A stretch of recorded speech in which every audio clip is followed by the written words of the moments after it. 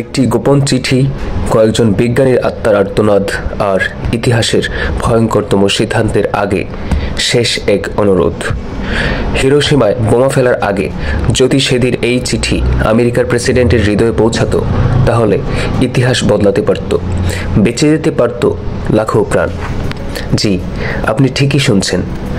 1939 সাল থেকে 1945 সালে দ্বিতীয় বিশ্বযুদ্ধের সময় বিশ্ব দুই ভাগে বিভক্ত হওয়ার পর মিশ্র শক্তি যুক্তরাষ্ট্র, যুক্তরাজ্য, সোভিয়েত ইউনিয়ন, চীন ইত্যাদি, অক্ষশক্তি জার্মানি, ইতালি ও জাপান এশিয়ার সাম্রাজ্য বিস্তার ও পার্ল হারবারে হামলার মাধ্যমে যুক্তরাষ্ট্রের সাথে যুদ্ধে জড়ায়। আত্মসমর্পণে অস্বীকৃতির জবাবে যুক্তরাষ্ট্র হিরোশিমা ও নাগাসাকিতে পারমাণবিক বোমা ফেলে। এটাই ছিল দ্বিতীয় বিশ্বযুদ্ধের শেষ ও সবচেয়ে ভয়ঙ্কর পরিণতি। দর্শক, এই তথ্যগুলো অনেক রিসার্চ করে আপনাদের সামনে উপস্থাপন করা। এরকম তথ্যবহুল, শিক্ষণীয়, ইন্টারেস্টিং ভিডিও পেতে আমাদের হিস্ট্রি বক্স চ্যানেলটি সাবস্ক্রাইব করুন। চলুন মূল ভিডিওতে ফিরে যাই। দ্বিতীয় বিশ্বযুদ্ধের শেষ প্রান্তে আমেরিকার বিজ্ঞানীরা নির্মাণ করলেন এক বিধ্বংসী অস্ত্র, পরমাণু বোমা। ম্যানহাটন প্রজেক্ট নামে পরিচিত এই গোপন গবেষণা শুরু হয়েছিল 1939 সালে। এই প্রজেক্টের নেতৃত্বে ছিলেন রবার্ট ওপেনহাইমার। কিন্তু সেই সময় কিছু বিজ্ঞানীর মনে জমতে থাকে এক গভীর দ্বিধা। জুলাই 1945 হিরোশিমায় বোমা ফেলার মাত্র কয়েক সপ্তাহ আগে লিও সিলার্ড, একজন হাঙ্গেরিয়ান আমেরিকান পদার্থবিদ, হাতে কলম তুলে নেয়। তিনি আর 70 জন বিজ্ঞানী স্বাক্ষর করেন এক গোপন চিঠিতে।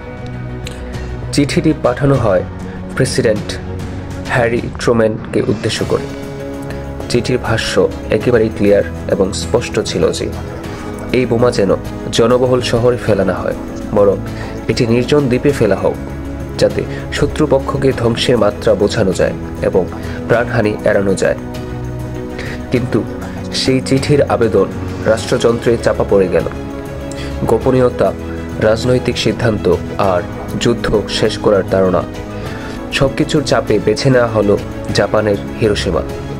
1945 সালে 6 আগস্ট সকাল 8:15 বিস্ফোরিত হলো ইতিহাসের প্রথম পারমাণবিক বোমা।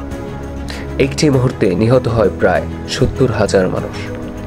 পরবর্তী মাসে সেই সংখ্যা দাঁড়ায় 1,20,000। বোমা ফেলার পরে যখন ধোঁয়া সরল, তখন শুধু ধ্বংস, মৃত্যু আর নিঃশব্দ কান্না।